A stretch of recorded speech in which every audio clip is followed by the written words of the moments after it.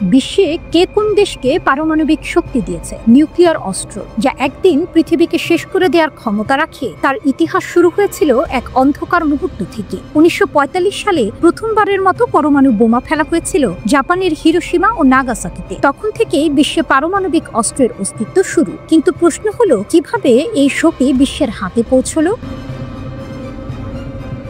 যুক্তরাষ্ট্র প্রথম পারমাণবিক শক্তি। 1939 সালে আলবার্ট আইনস্টাইন একটি চিঠি সই করে প্রেসিডেন্ট রুজভেল্টের কাছে পাঠিয়েছিলেন। এই চিঠির উদ্দেশ্য ছিল জার্মানির পারমাণবিক গবেষণা থেমে না যাওয়া। সে সময় যুক্তরাষ্ট্র এই গোপন গবেষণায় যোগ দেয় এবং 1945 সালে প্রথম পারমাণবিক বোমা পরীক্ষা করা হয় নিউ মেক্সিকোর মরুভূমিতে। 3 সপ্তাহ পর যুক্তরাষ্ট্র 2টি পারমাণবিক বোমা ফেলে জাপানে। হাজার হাজার মানুষের মৃত্যু, হাজারো পরিবার নিঃস্ব। এই ছিল পারমাণবিক শক্তির প্রথম দৃশ্য। সোভিয়েত ইউনিয়ন দ্বিতীয় শক্তি। যুক্তরাষ্ট্রের এই শক্তি দেখে রাশিয়া চুপ ছিল না। 1949 সালে সোভিয়েত ইউনিয়ন প্রথম পারমাণবিক বোমা পরীক্ষা করে। এভাবে শুরু হলো পারমাণবিক অস্ত্রের এক অবিশ্বাস্য প্রতিযোগিতা। সোভিয়েতদের জন্য এটি শুধু অস্ত্র নয়, আন্তর্জাতিক শক্তি প্রতিষ্ঠার মাধ্যম হয়ে দাঁড়ায়। তারা জানিয়ে দেয় যে পারমাণবিক শক্তি শুধু যুক্তরাষ্ট্রের হাতে সীমাবদ্ধ থাকবে না। ব্রিটেন, ফ্রান্স ও চীন নিজের অস্ত্র নিজে। 1952 সালে যুক্তরাজ্য প্রথম পারমাণবিক বোমা পরীক্ষা করে। এরপর ফ্রান্স এবং চীনও তাদের পরমাণু অস্ত্র প্রোগ্রাম চালু করে। 1960 সালে ফ্রান্স একটি শক্তিশালী পারমাণবিক বিস্ফোরণ ঘটায় এবং চীনও 1964 সালে তাদের প্রথম পারমাণবিক বোমা পরীক্ষা করে। তবে পারমাণবিক অস্ত্রের এই উন্মোচন শুধুমাত্র একটি ভয়ের বার্তা দেয়নি, এটি ছিল বিশ্ব রাজনীতিতে নিজেদের শক্তি প্রদর্শনের পথ। ভারত ও পাকিস্তান উপমহাদেশে পারমাণবিক শক্তি। ভারত 1974 সালে প্রথম পারমাণবিক পরীক্ষা চালায়, যা বিশ্বে তোলপাড় ফেলে দেয়। এরপর পাকিস্তানও তাদের শক্তি নিশ্চিত করতে 1998 সালে প্রথম পারমাণবিক পরীক্ষা করে। এই দুটি দেশ পারমাণবিক শক্তির মালিক হতে চেয়েছিল শুধুমাত্র প্রতিরক্ষা হিসেবে নয়, বরং নিজেদের দেশীয় ক্ষমতা প্রতিষ্ঠা করতেও। উত্তর কোরিয়া সর্বশেষ মঞ্চ। উত্তর কোরিয়া অনেক বছর পরে 2006 সালে প্রথম পারমাণবিক পরীক্ষা চালায়। এরপর থেকে তাদের পরীক্ষায় গড়ে ওঠে বিশ্বের জন্য এক বড় বিপদের সংকেত। 2017 সালে উত্তর কোরিয়া তাদের সবচেয়ে শক্তিশালী পারমাণবিক পরীক্ষা চালায়। ইসরায়েল গোপন শক্তি। এদিকে ইসরায়েল পারমাণবিক অস্ত্র রাখলেও কখনো তার অস্তিত্ব স্বীকার করেনি। এটি পারমাণবিক ধোঁয়াশা হিসেবে পরিচিত। 1960-এর দশকে তারা এই অস্ত্র তৈরি শুরু করে এবং এখনও এটি তাদের জাতীয় নিরাপত্তার একটি সুনির্দিষ্ট অংশ। এখন বিশ্বে মোট 9টি দেশ পারমাণবিক অস্ত্র রাখে: যুক্তরাষ্ট্র, রাশিয়া, চীন, যুক্তরাজ্য, ফ্রান্স, ভারত, পাকিস্তান, উত্তর কোরিয়া এবং ইসরায়েল। কিন্তু এই অস্ত্রের মালিকানায় সামনের দিকে যে দেশগুলো চলে আসতে পারে তা নিয়ে সবাই সন্দেহ করছে। ইরান, সৌদি আরব, দক্ষিণ কোরিয়া, জাপান এই দেশগুলো পারমাণবিক অস্ত্র তৈরির দিকে পা বাড়াতে পারে যদি পরিস্থিতি বদলায়।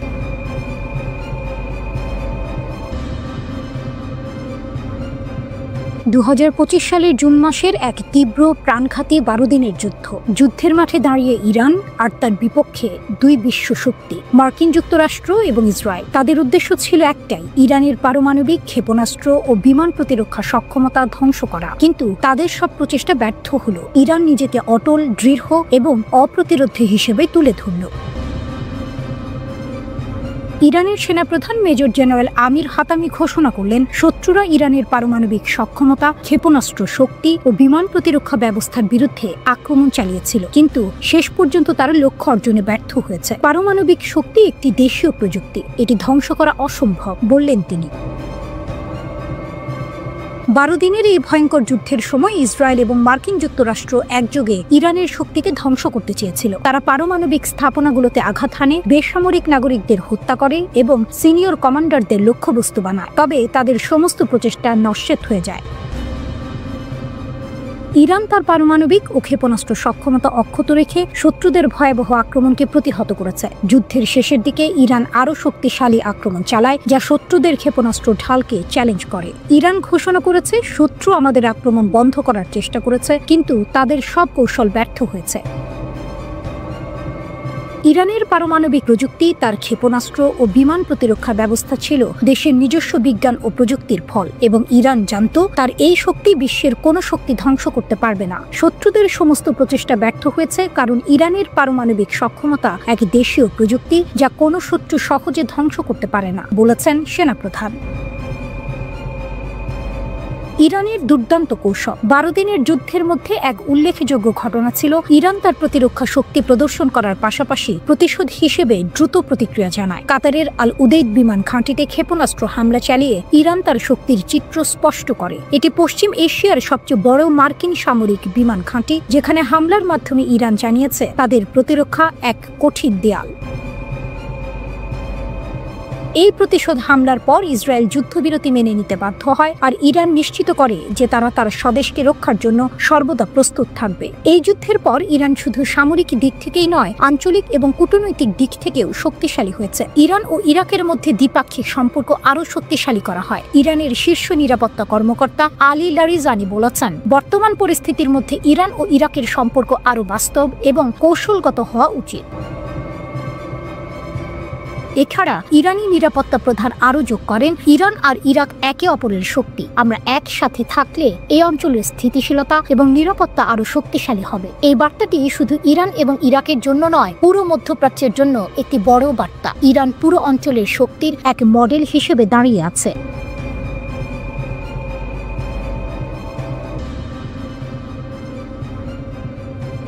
ক্যারিবীয় আকাশে এক ডানার ছায়া, নীল জলরাশির উপর দিয়ে বয়ে যায় এক অদৃশ্য সাইরেন। কোথাও শীষ, কোথাও শপথ। আর ঠিক সেখানেই এক কারখানা, দরজা খোলা নয়, চোখ খোলা। মারাকাইয়ের এই লিবার্টাদোর ঘাঁটি। নামের ভেতর স্বাধীনতা, প্রাচীরের ভেতর গোপন। ইরানি নকশা, ইরানি নির্দেশ, ইরানি বিশেষজ্ঞদের কাঁধে কাঁধ রেখে দাঁড়িয়ে আছে ভেনেজুয়েলার ড্রোন স্বপ্ন।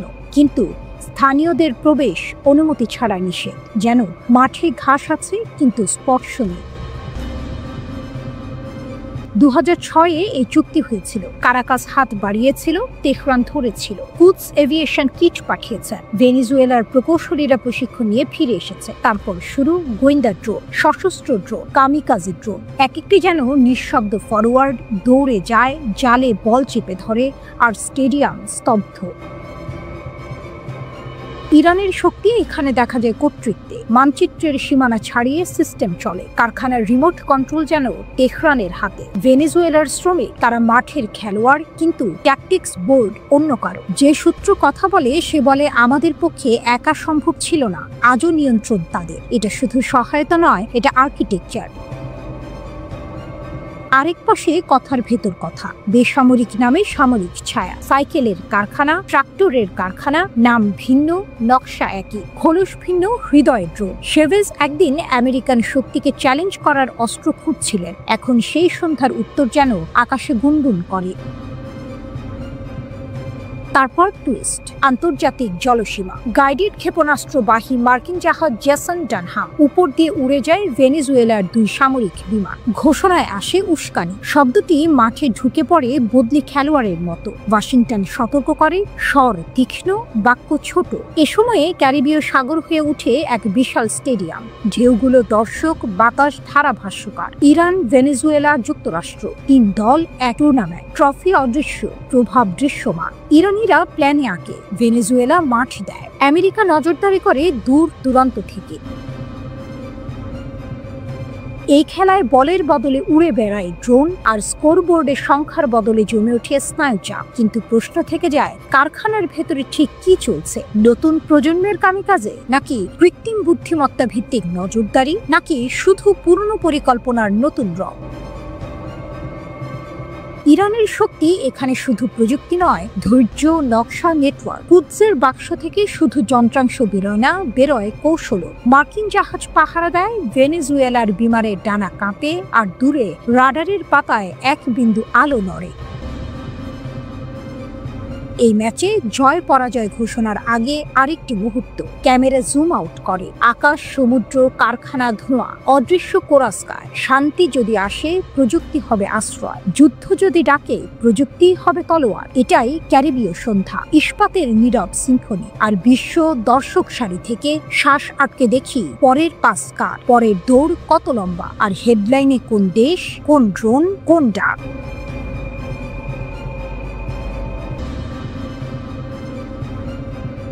ইয়েমেনিদের আগুনে জ্বলছে তেল আবিব। ইয়েমেনি প্রতিশোধের ঝড়। 3 দিনের 3 আঘাত, এক শপথ, এক প্রতিজ্ঞা। ইসরায়েলের জন্য খুলবে নরকের দরজা। আর সেই প্রতিশ্রুতির ভয়াল রূপ দেখল তেল আবিব। আকাশ ছিঁড়ে ইয়েমেন থেকে ধেয়ে এলো ব্যালিস্টিক ক্ষেপণাস্ত্র, সাইরেন বাজলো, আলো নিভল, বোমা আশ্রয়ে ছুটল লক্ষ লক্ষ মানুষ।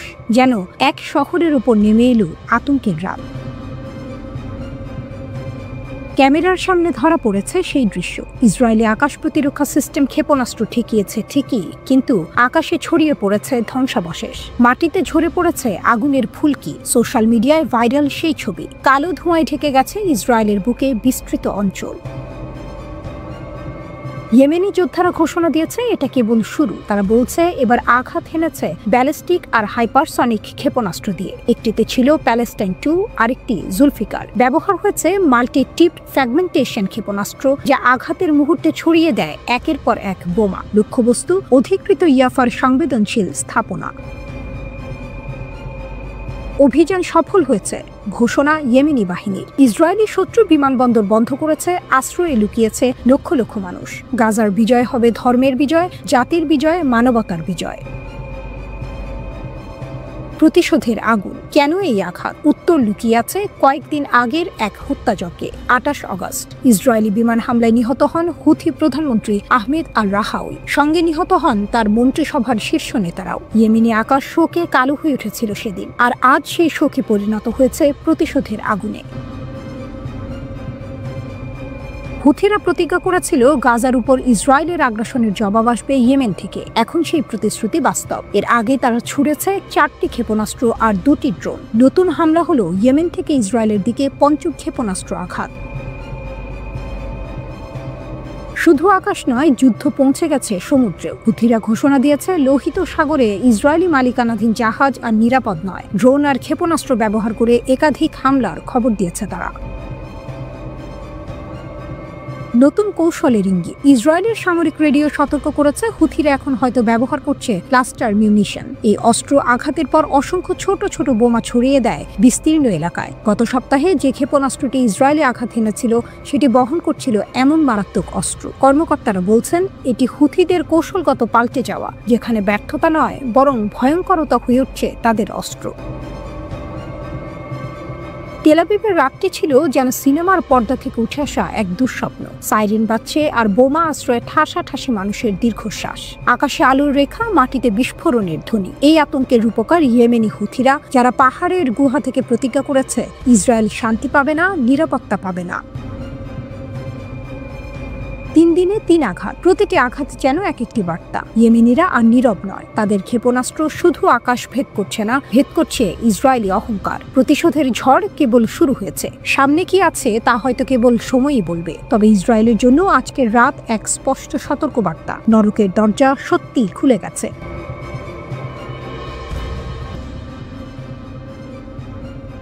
আগুনের ডানায় ইয়েমেনি বার্তা। ইসরায়েলে হুথিদের ভয়াল আঘাত। রাতের আকাশে হঠাৎ গর্জে ওঠা ড্রোন, সমুদ্রের বুক চিরে এগিয়ে আসা ক্ষেপণাস্ত্র, আর তারপর ধোঁয়া, আগুন আর আতঙ্কে কাঁপতে থাকা দখলকৃত ফিলিস্তিন। এ যেন সিনেমার দৃশ্য, কিন্তু না, এটা বাস্তব। বাস্তবের গল্প লিখে দিল ইয়েমেনের সশস্ত্র বাহিনী।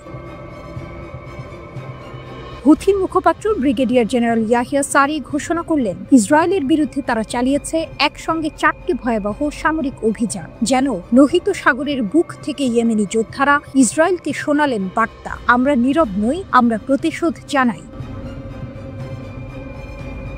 4টি লক্ষ্যবস্তু, এক ভয়াল বার্তা। সারি একে একে জানালেন সেই অভিযানের খবর। প্রথম আঘাত দখলকৃত জাফায় শত্রুর যৌথ স্টাফ ভবন। হুথিদের শক্তিশালী সামাদ 4 ড্রোন সরাসরি গিয়ে আঘাত হানে। দ্বিতীয় আঘাত হাদেরা বিদ্যুৎ কেন্দ্র। ইসরায়েলের আলো নিভে যাওয়ার হুমকি যেন মিশে থাকলো ইয়েমেনি বার্তায়। তৃতীয় আঘাত জাফার আল লাদ বিমানবন্দর, যেটি বিশ্বজুড়ে বেন গুরিয়ন আন্তর্জাতিক বিমানবন্দর নামে পরিচিত। এখানে ড্রোন হামলা ইসরায়েলের আকাশপথে আতঙ্ক ছড়িয়ে দিল। চতুর্থ আঘাত আশদোদ বন্দর। ভূমধ্য সাগরের দিকে যাওয়া বাণিজ্য পথ কেঁপে উঠল ইসরায়েলি আঘাতে। হুথি মুখপাত্রের দাবি প্রতিটি অভিযান সফল হয়েছে। প্রতিটি লক্ষ্যবস্তুতে আঘাত হেনেছে ইয়েমেনের প্রতিরোধ যোদ্ধারা। সমুদ্রেও আঘাত, কেবল স্থল বা আকাশে নয়, সমুদ্রেও যেন হুথিদের ভয়ঙ্কর ছাপ। লোহিত সাগরের উত্তরে MSC এবাই নামের একটি জাহাজকে নিশানা করল ইয়েমেনি সেনারা। সারি জানালো এই জাহাজ ইসরায়েলি বন্দরগুলোতে প্রবেশের নিষেধাজ্ঞা লঙ্ঘন করেছিল আর সেটি ইসরায়েলি শাসন ব্যবস্থার সঙ্গে সরাসরি যুক্ত ছিল। ইয়েমেনিরা পাঠালেন 2টি ড্রোন এবং একটি ক্রুজ ক্ষেপণাস্ত্র। ফলাফল সোজা গিয়ে আঘাত হানল নির্ধারিত জায়গায়। সারির কণ্ঠে গর্ব ঝরে পড়ল। আল্লাহর রহমতে লক্ষ্যবস্তুতে সঠিকভাবে আঘাত হানে। শক্তির ঘোষণা, আতঙ্কের জন্ম। এইসব হামলার পর শুধু ইসরায়েল নয়, পুরো অঞ্চল জুড়ে নতুন প্রশ্ন, কে থামাবে ইয়েমেনিদের? কয়েক বছর আগেও তাদের ভাবা হতো কেবল গৃহযুদ্ধের লড়াকু, কিন্তু এখন তারা সমুদ্র দখলে রেখেছে, আকাশে ওড়ে তাদের ড্রোন, মাটিতে গর্জে ওঠে তাদের ক্ষেপণাস্ত্র, যেন এক নতুন শক্তির উত্থান। ইসরায়েল গাজায় বোমা ফেলে ভেবেছিল ভয় দেখাবে, কিন্তু ইয়েমেন থেকে উড়ে এলো প্রতিশোধের আগুন। টুইস্টটা এখানে, যে ইয়েমেনকে ধ্বংস করতে বহুবার চেষ্টা করেছে, সেই ইয়েমেনই আজ মধ্যপ্রাচ্যের সবচেয়ে ভয়ঙ্কর চ্যালেঞ্জ হয়ে উঠছে ইসরায়েলের জন্য। হুথির মুখপাত্র স্পষ্ট জানিয়ে দিলেন, এসব অভিযান শুধু আঘাত নয়, এটা এক কার্যকর বার্তা। ইসরায়েলকে বোঝানো হয়েছে প্রতিটি আগ্রাসনের জবাব আছে, প্রতিটি হত্যার প্রতিশোধ আছে। রাত যতই অন্ধকার হোক, ইয়েমেনের প্রতিরোধের ডানায় জ্বলে উঠছে আগুন, আর সেই আগুনে কেঁপে উঠছে ইসরায়েলের বন্দর, বিমানবন্দর, বিদ্যুৎ কেন্দ্র। এটাই ইয়েমেনিদের শক্তি, এটাই হুথিদের ঘোষণা, আমরা থামবো না, প্রতিটি আঘাত হবে জবাব। উঠে দাঁড়াচ্ছে ইরান, পাশে দাঁড়িয়েছে চীন। এক যুদ্ধ, এক ঝড়, এক দহন। ইসরায়েল আর আমেরিকার সঙ্গে সংক্ষিপ্ত অথচ রক্তক্ষয়ী সংঘাতের পর যেন আগুনের ভেতর থেকে উঠে দাঁড়াচ্ছে ইরান। ক্ষেপণাস্ত্র ভান্ডার ক্ষতিগ্রস্ত, অবকাঠামো ভেঙে পড়েছে, কিন্তু তেহরান মাথা নিচু করছে না, বরং আরো দৃঢ় সংকল্পে ঘুরে দাঁড়ানোর প্রস্তুতি নিচ্ছে। আর সেই পুনর্নির্মাণের যাত্রায় তার কাঁধে হাত রেখেছে এশিয়ার আরেক দৈত্য, চীন। শত্রুরা ভেবেছিল ইরানের আগুন নিভে গেছে, কিন্তু আগুন তো নিভলে ছাই হয়, আর সেই ছাই থেকেই জন্ম নেয় ফিনিক্স। খামেনির কণ্ঠ যেন বজ্রের মতো আঘাত করল। তিনি ঘোষণা করলেন, এশিয়ার 2 প্রান্তে থাকা এই 2 শক্তি একসাথে চাইলে অঞ্চল আর বিশ্বকে বদলে দিতে পারে। কেবল কূটনৈতিক সৌজন্য নয়, বরং এটি ছিল নতুন বাস্তবতার এক স্পষ্ট সংকেত। সংঘাতের পর ইরান জানে শুধু টাকার প্রয়োজন নেই, দরকার শক্তির নতুন সঞ্চার, আর সেই শক্তি তারা খুঁজছে বেইজিংয়ে। মস্কো এখন ইউক্রেন যুদ্ধে ব্যস্ত, পশ্চিমা দুনিয়া সব দরজা বন্ধ করেছে, একমাত্র ভরসা চীন। পশ্চিমারা ভাবে চীন কেবল ইরানের তেল কিনে খুশি, কিন্তু আসল খেলা লুকিয়ে আছে ছায়ার ভেতর। পশ্চিমা গোয়েন্দারা বলছে চীন নাকি ইতোমধ্যেই ইরানের ক্ষেপণাস্ত্র অবকাঠামো পুনর্গঠন শুরু করেছে। শক্ত জ্বালানি তৈরির প্রযুক্তি, উন্নত নির্দেশনা ব্যবস্থা, এমনকি রকেটের মূল উপাদান সব পৌঁছে যাচ্ছে গোপন পথে। চীন কখনো স্বীকার করে না, কিন্তু ইতিহাস বলে 80-র দশক থেকেই ইরানের ক্ষেপণাস্ত্র কর্মসূচির পেছনে আছে বেইজিং এর হাত। ব্যালিস্টিক মিসাইল থেকে ক্রুজ, সব জায়গায় তাদের ছাপ স্পষ্ট। আর এই সহযোগিতা কখনো প্রকাশ্যে নয়, গোপন কোম্পানি, মধ্যস্থতাকারী, পরোক্ষ চ্যানেল, এমন এক জটিল নেটওয়ার্ক যা থামানো প্রায় অসম্ভব। এপ্রিলেই মার্কিন ট্রেজারি কয়েকটি চীনা কোম্পানিকে নিষিদ্ধ করেছিল ইরানকে রাসায়নিক সরবরাহের অভিযোগে, কিন্তু পশ্চিমা মিডিয়ায় খবরটাও তেমন আলোচনায় আসেনি, যেন পর্দার আড়ালে চলতে থাকা এক গোপন নাটক। আজকে চীন শুধু অর্থনৈতিক বিনিয়োগ করছে না, ঢুকে পড়েছে ইরানের ভেতরে। দ্রুতগামী রেল থেকে ডিজিটাল ডেটা সেন্টার, সব জায়গায় চীনের ছাপ। হুয়াওয়ে এখন ইরানের রাষ্ট্রীয় অবকাঠামোর সঙ্গে সরাসরি যুক্ত। পশ্চিমা জোটের বাইরে দাঁড়িয়ে এক দৈত্য ইরানের বন্ধু হয়ে পাশে দাঁড়িয়েছে। ইরান জানে যতই ক্ষেপণাস্ত্র হারাক, যতই ভান্ডার ভেঙে যাক, চীনের প্রযুক্তি পেলে আবার আগুন জ্বলবে আকাশে। কিন্তু এখানে আরেক টুইস্ট, চীন একই সাথে সৌদি আরব আর উপসাগরীয় দেশগুলোর সাথেও ঘনিষ্ঠ, যাদের কাছে একসময় ক্ষেপণাস্ত্র সরবরাহ করেছে, আজ তাদের প্রতিদ্বন্দ্বী ইরানকেও শক্ত করছে। এ যেন এক দ্বিমুখী খেলা। বেইজিং বলে নিরপেক্ষ, কিন্তু বাস্তবতা দেখায় তারা আগুন জ্বালাচ্ছে 2 দিকেই। মধ্যপ্রাচ্যের আকাশে আবারও কি উঠবে ধোঁয়া? ইরানের হাতে আসবে নতুন ক্ষেপণাস্ত্র, আরো উন্নত, আরো ভয়ঙ্কর। ইসরায়েল আর আমেরিকা যখন ভেবেছে প্রতিরোধের শূন্যতা তৈরি হয়েছে, তখনই তেহরান দেখাচ্ছে নতুন পথ। ছাই থেকে উঠে দাঁড়ানো ফিনিক্সের মতো ইরান আবার তৈরি করছে আগুনের ডানা।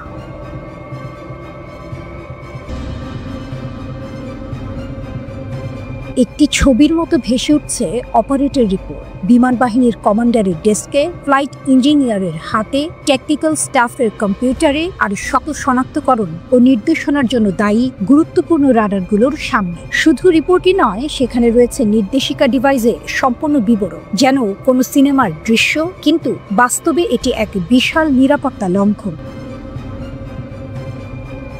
ইসরায়েল ভেবেছিল তার সামরিক গোপনীয়তা লোহার দেয়ালে বাঁধা, কিন্তু তেহরানের ছুরি সেই দেয়াল ভেদ করে ঢুকে গেল সরাসরি হৃদয়ে। ইরানের প্রতিশোধের নাটকীয় অধ্যায়। যুদ্ধ বিমান চালকদের নাম ফাঁস করার পর এবার ইরান নতুন খেলা খেলল। জুন মাসের 12 দিনের যুদ্ধে সক্রিয় ইসরায়েলি ড্রোন অপারেটরদের পরিচয় প্রকাশ করে দিল তেহরান। তালিকাটি ছিল যেন মৃত্যুর ছায়া। নাম, ঠিকানা, ফোন নম্বর, সামরিক ইউনিট, কিছুই বাদ যায়নি। আরো ভয়ঙ্কর ব্যাপার, ইরান সেখানে যোগ করেছে তাদের পরিবারের তথ্য। শুধু অপারেটর নয়, তাদের প্রিয়জনের নিরাপত্তাও এখন প্রশ্নের মুখে। বার্তাটা স্পষ্ট, কেউ নিরাপদ নয়। মোবাইল ফোনে মৃত্যুর বার্তা। ইরানি কর্মকর্তারা জানালেন, ওই ড্রোন অপারেটরদের মোবাইল ফোনেই পাঠানো হয়েছে বার্তা। সেই বার্তায় ছিল রক্ত ঠান্ডা করে দেওয়ার মতো সতর্কতা। হয় ইরানের সাথে সহযোগিতা করো, নয়তো তোমাদের মৃত্যু নিশ্চিত। একই সাথে ইরান দাবি করেছে তাদের হাতে আছে ইসরায়েলি ঘাঁটির তথ্য, যেখানে মারুন ড্রোন রাখা আছে। শুধু দাবি নয়, তেহরান জানিয়েছে জুনের সংঘাতে এই ঘাঁটির কিছু ইতিমধ্যেই ছিল ইরানের টার্গেটে। পুরনো অধ্যায়ের ধারাবাহিকতা। এই প্রকাশন এসেছে 1 মাস পর। তখনও ইরান ইসরায়েলি যুদ্ধ বিমান চালকদের হিট লিস্ট প্রকাশ করেছিল। সেখানে ছিল পাইলটদের নাম, ফোন নম্বর, ঠিকানা, এমনকি ব্যক্তিগত জীবন সম্পর্কিত তথ্য। 13 জুন ইসরায়েল শুরু করেছিল তাদের অপারেশন রাইজিং লায়ন। ইরানের পারমাণবিক স্থাপনায় বোমা বর্ষণ হয়, নিহত হন শীর্ষ সামরিক নেতৃত্ব এবং পারমাণবিক বিজ্ঞানীরা। ইরানের জন্য সেটা ছিল অপমান, ছিল রক্তের দাগ। কেউ ভেবেছিল ইরান কাঁদবে, কিন্তু ইরান হাসল, দাঁত বের করে, আর ছুড়ল ব্যালিস্টিক ক্ষেপণাস্ত্রের ঝড়।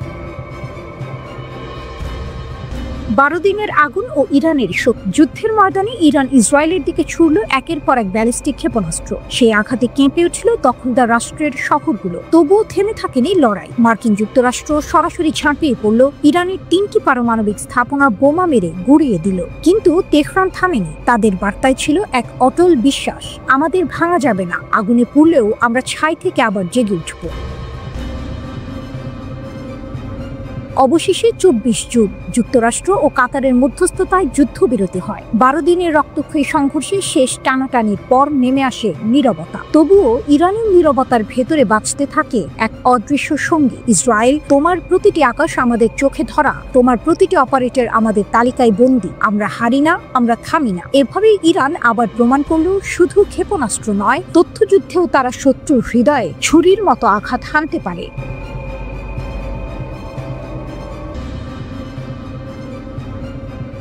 মধ্যপ্রাচ্যের আকাশে আবারও ধ্বনিত হলো বজ্রধ্বনি। ইসরায়েলের সঙ্গে রক্তক্ষয়ী সংঘাত শেষ হওয়ার মাত্র কয়েক সপ্তাহ পরেই ইরান নামল নতুন সামরিক মহড়ায়। নাম দেওয়া হয়েছে sustainable power 1404। Gulf of Oman এবং উত্তর ভারত মহাসাগরে শুরু হওয়া এই মহড়ায় আগুনের ঝলকানি, বিস্ফোরণ আর গর্জনের মধ্যে দিয়ে যেন ইরান ঘোষণা দিল, আমরা আছি, আমরা প্রস্তুত। সাম্প্রতিক যুদ্ধে ইসরায়েলের হামলায় ক্ষতিগ্রস্ত হয়েছিল ইরানের পারমাণবিক স্থাপনা আর প্রতিরক্ষা ব্যবস্থা। অনেকেই ভেবেছিল তেহরানের শক্তি ভেঙে পড়েছে, কিন্তু ইতিহাস সাক্ষী, ইরান সবসময় ভস্ম থেকে জেগে ওঠে নতুন শক্তি নিয়ে। আর তাই যুদ্ধোত্তর নীরবতার বদলে এবার দেখা গেল সমুদ্র আর আকাশে ইরানি ক্ষেপণাস্ত্রের গর্জন। ইরানি রাষ্ট্রীয় টেলিভিশন জানায়, মহড়ায় অংশ নেওয়া যুদ্ধ জাহাজগুলো থেকে একযোগে ছোড়া হয়েছে ক্রুজ মিসাইল। ড্রোন উড়েছে আকাশে, টহল দিয়েছে সমুদ্রে, আর নিশানা করেছে পানির ভেতর লুকিয়ে থাকা কাল্পনিক শত্রু জাহাজকে। প্রধান আকর্ষণ ছিল ইরানের নতুন প্রজন্মের ক্ষেপণাস্ত্র। কাদের মাঝারি পাল্লার ক্রুজ ক্ষেপণাস্ত্র উপকূল বা সমুদ্র থেকে ছোড়া যায়, উচ্চ ধ্বংস ক্ষমতা ও নিশানার নিখুঁততায় ভরপুর। গাদি দীর্ঘ পাল্লার রাডার এড়াতে সক্ষম ভয়ঙ্কর এক জাহাজ বিধ্বংসী মিসাইল।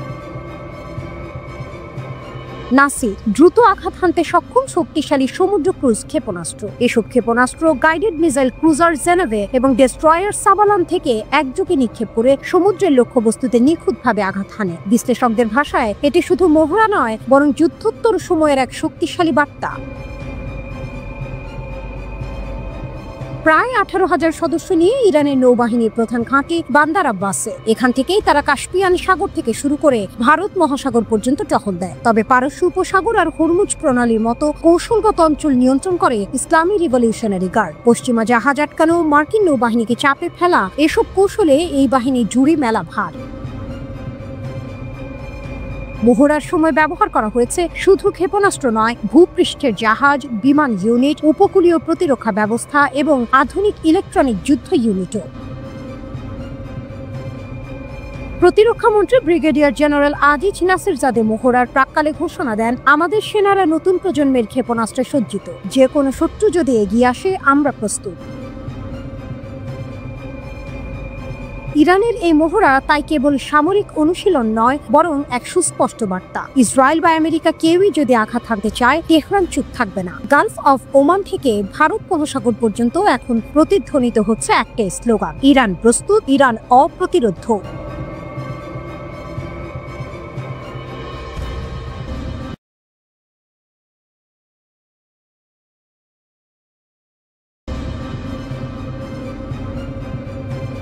নিষেধাজ্ঞার শেকল ভেঙেছে ইরান, আমেরিকার ব্যর্থতা, তেহরানের জয়। আকাশে কালো মেঘ, দিগন্ত জোড়া উত্তেজনা। ওয়াশিংটন ভেবেছিল শ্বাসরোধী নিষেধাজ্ঞার চাপেই ইরান হাঁটু গেড়ে বসবে, কিন্তু বাস্তবতা হলো উল্টো। ইরান ভাঙেনি, বরং ইস্পাতের মতো শক্ত হয়েছে। একথা স্বীকার করতে বাধ্য হয়েছে মার্কিন সাময়িকী ফরেন অ্যাফেয়ার্স নিজেই। সর্বোচ্চ চাপ, সর্বোচ্চ ব্যর্থতা। 2018 সালে পারমাণবিক চুক্তি থেকে সরে এসে যুক্তরাষ্ট্র ঘোষণা করেছিল সর্বোচ্চ চাপ নীতি। ধারণা ছিল অর্থনীতি ধসে পড়বে, তেহরান আবার আলোচনার টেবিলে ফিরবে। কিন্তু ইতিহাস অন্য কথা বলল। ধৈর্য আর প্রতিরোধের কৌশল নিয়ে ইরান অর্থনীতিকে টিকিয়ে রাখলো, ক্ষেপণাস্ত্র কর্মসূচি এগিয়ে নিল, আর আঞ্চলিক নেটওয়ার্ককে আরও সক্রিয় করল। অর্থাৎ যেখানে ওয়াশিংটন আত্মসমর্পণ আশা করেছিল, সেখানে জন্ম নিল আরও শক্তিশালী প্রতিরোধ। আগুনে ঝলসে ওঠা প্রতিরোধ। ফরেন অ্যাফেয়ার্স জানায়, JCPOA ভেঙে ফেলার পর ইরানের পারমাণবিক কার্যক্রম থামেনি, বরং আরও গতি পেয়েছে। ইরাক, সিরিয়া, ইয়েমেন সর্বত্র প্রতিরোধ গোষ্ঠীগুলো মার্কিন ও মিত্র স্বার্থে আগুন জ্বালিয়েছে। সৌদি আরবের বাকিক তেল স্থাপনায় হামলা কিংবা রিয়াদ ও আবুধাবির দিকে ছোড়া ইয়েমেনি ক্ষেপণাস্ত্র সবই ছিল ইরানের প্রভাব বিস্তারের প্রতিচ্ছবি। ওয়াশিংটনের আঁকা মানচিত্র আগুনে পুড়ে ছাই হয়ে গেল। সোলাইমানির রত, আমেরিকার দুর্বলতা। 2020 সালের জানুয়ারি মার্কিন ড্রোন মিসাইল কেড়ে নেয় IRGCর কিংবদন্তি কমান্ডার জেনারেল কাসেম সোলাইমানির জীবন। ভেবেছিল ইরান ভেঙে পড়বে, কিন্তু সেই মৃত্যুই যেন প্রতিশোধের আগুন জ্বালিয়ে দিল। কয়েকদিন পর ইরাকের আইন আল আসাদ মার্কিন ঘাঁটিতে বৃষ্টির মতো নেমে এলো ইরানের ক্ষেপণাস্ত্র। সেই মুহূর্তে গোটা বিশ্ব দেখল আমেরিকাও আঘাতের সামনে দুর্বল।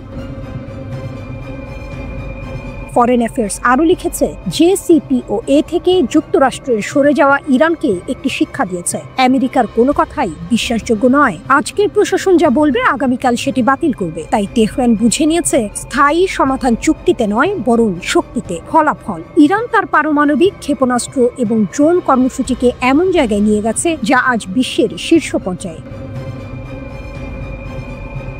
ড্রোন ইরানের নতুন হাতিয়ার, কখনো অবহেলিত, আজ বিশ্ব জুড়ে আলোচিত ইরানি ড্রোন। সস্তা অথচ কার্যকর, এমন এক যুদ্ধাস্ত্র যা আকাশে আমেরিকান প্রযুক্তির আধিপত্যকে চ্যালেঞ্জ করছে। ফরেন অ্যাফেয়ার্স লিখেছে, এখন ইরানি ড্রোন বিশ্বের সবচেয়ে কার্যকর অস্ত্রগুলোর একটি স্পষ্ট বার্তা, নিষেধাজ্ঞা দিয়ে এই প্রযুক্তি থামানো যায়নি। ওয়াশিংটনের নীতি ছিল ইরানকে কোণঠাসা করা। বাস্তবে যা ঘটল তা হলো ইরান আরও শক্তিশালী, আরও প্রভাবশালী, আরও ভয়ঙ্কর শক্তিতে পরিণত হয়েছে। মধ্যপ্রাচ্যের বালুকাময় মরুভূমি থেকে বৈশ্বিক অঙ্গন পর্যন্ত আজ স্পষ্ট, শুধু চাপ আর নিষেধাজ্ঞা দিয়ে ইরানকে থামানো যাবে না, বরং প্রতিটি শেকল, প্রতিটি নিষেধাজ্ঞা ভেঙে ইরান প্রমাণ করছে প্রতিরোধী তার অস্ত্র, শক্তি তার উত্তর।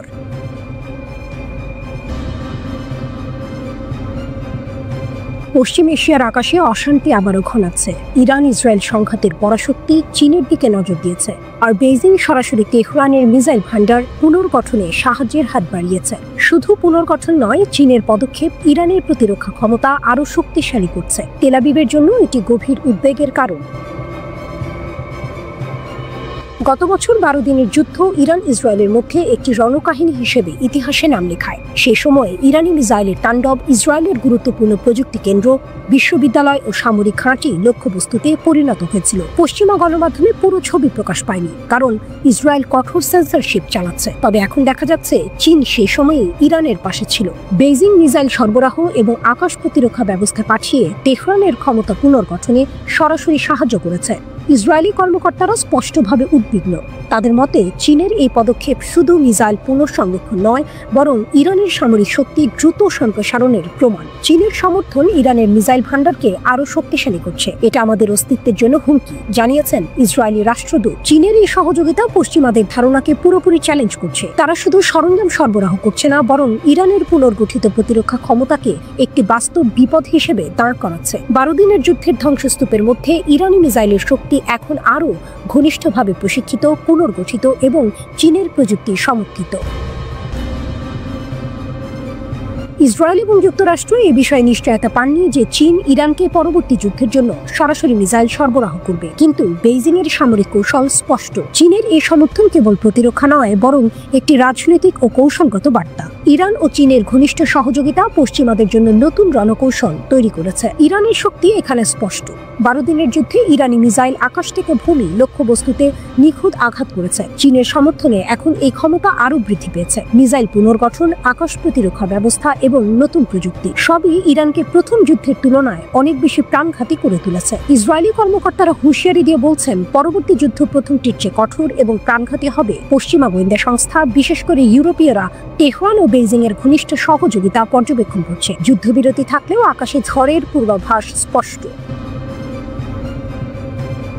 ইরান ও চীনের এই নতুন যৌথ উদ্যোগ কেবল সামরিক শক্তি বৃদ্ধি করছে না, বরং প্রতিরক্ষা কৌশলকে আরও সমন্বিত ও প্রযুক্তি নির্ভর করেছে। চীনের সমর্থন ইরানের সার্বভৌমত্ব রক্ষা, আঞ্চলিক স্থিতিশীলতা এবং প্রতিরক্ষা সক্ষমতা বৃদ্ধির ক্ষেত্রে একটি নাটকীয় পরিবর্তন আনে। পশ্চিমারা সতর্ক, চীনের এই পদক্ষেপ ভবিষ্যতের সংঘাতকে আরও জটিল করে তুলছে। আকাশে অশান্তি, মিসাইলের ছোঁয়া এবং পূর্বাভাসের ছায়া সব মিলিয়ে ইরান চীন জোট বিশ্বকে একটি নতুন রণকৌশল দেখাচ্ছে। যে কোনো মুহূর্তে দ্বিপাক্ষিক সংঘাতের আগুন ছড়িয়ে পড়তে পারে। পশ্চিম এশিয়ার আকাশে এখন শুধু যুদ্ধ নয়, উত্তেজনা, শক্তি এবং কৌশলের নাটক চলছে, যা সিনেমার মতো প্রতিটি মুহূর্তে নাটকীয় টুইস্ট।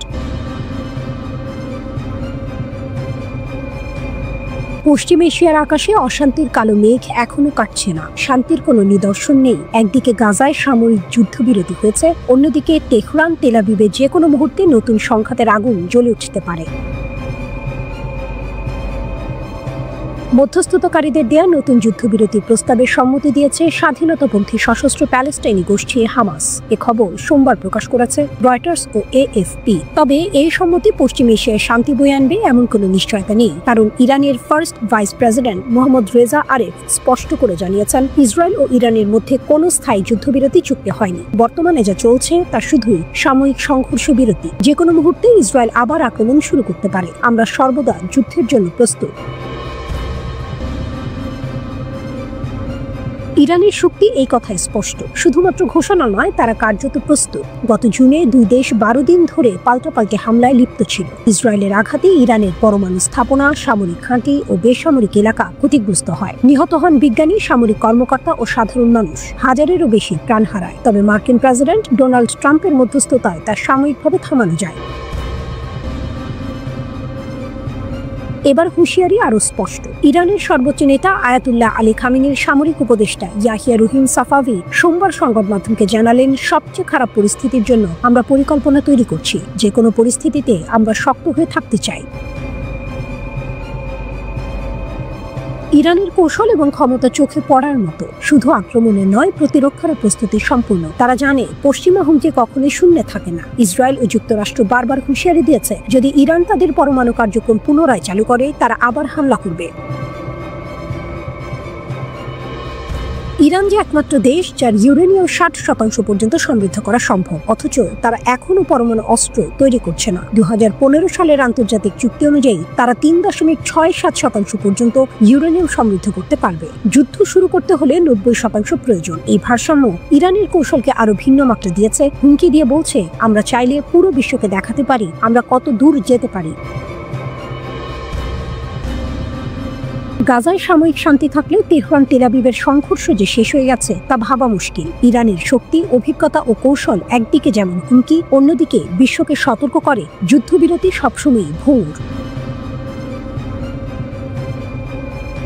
পশ্চিম এশিয়ার আকাশে এখন শান্তি নেই, শুধু উত্তেজনার নাটক। যে কোনো মুহূর্তে আগুন ছড়িয়ে পড়তে পারে। হামাস, ইরান এবং ইসরায়েল তাদের শক্তি, প্রস্তুতি ও হুঁশিয়ারি তৈরি করছে এমন এক পরিস্থিতি যা সিনেমার মতো উত্তেজনা নিয়ে বিশ্বকে তাক লাগিয়ে রেখেছে।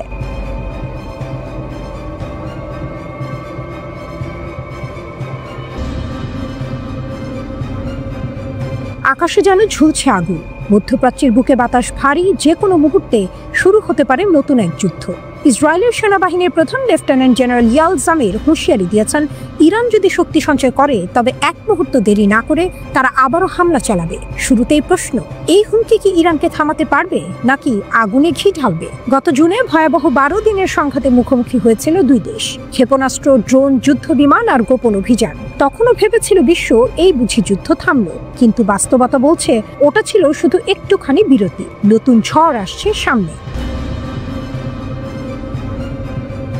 ইসরায়েলের দাবি, জামির গর্ব করে বলেছেন, জুনে তারা যে হামলা চালিয়েছিল সেটি ছিল রাষ্ট্র রক্ষার অপরিহার্য পদক্ষেপ। 13 জনের সেই গোপন অভিযানে ইরানের শীর্ষ সামরিক কর্মকর্তা, পারমাণবিক বিজ্ঞানী ও রাজনৈতিক নেতারা ছিলেন নিশানায়। ক্ষতিগ্রস্ত হয়েছিল ইরানের আকাশ প্রতিরক্ষা ও একাধিক পারমাণবিক স্থাপনা। সেটা শুধু হামলা নয়, ছিল গোয়েন্দা তথ্য, স্যাটেলাইট নজরদারি ও সাইবার আক্রমণের এক যৌথ প্রদর্শনী। ইসরায়েলের বার্তা স্পষ্ট, ইরান যদি আবারও শক্তি অর্জন করে তবে তারা দ্বিধাহীনভাবে আবারও আঘাত হানবে।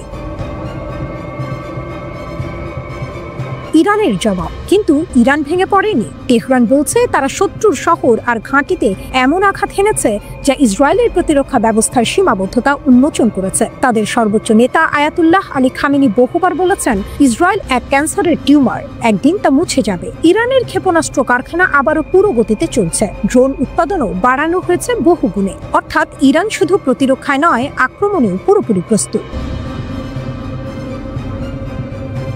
টুইস্ট, একা নয় ইরান। যদি নতুন যুদ্ধ শুরু হয়, ইরান একা থাকবে না। হিজবুল্লাহ, ইয়েমেনের হুথি, ইরাকের শিয়া মিলিশিয়ারা সক্রিয় হয়ে উঠবে।